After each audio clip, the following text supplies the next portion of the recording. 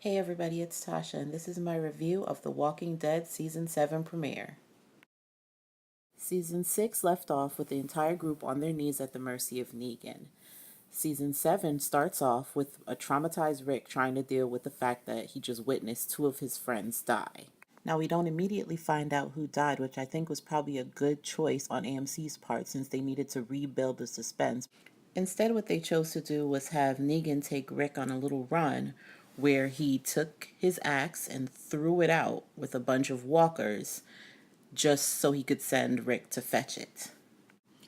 While Rick is out there looking for the axe, he finally has a breakdown, and that's when we finally find out who died.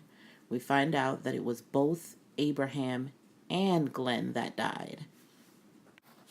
Now, for anyone who has even a vague awareness of the comic books, these deaths aren't exactly surprising, but it doesn't make them any less devastating to watch.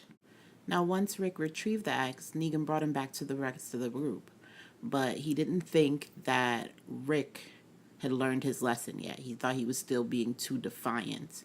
So, to put him in his place, he decided that he was going to grab Carl and demand that Rick cut off Carl's hand. That was the moment that Rick was finally at his lowest. Him and Michonne both begging that Carl not be hurt.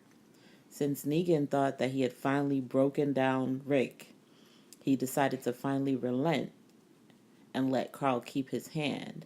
So he decided to take the rest of his crew and leave them, but not before reminding Rick that he now worked for him and taking Daryl as an insurance policy so that Rick wouldn't try to defy him.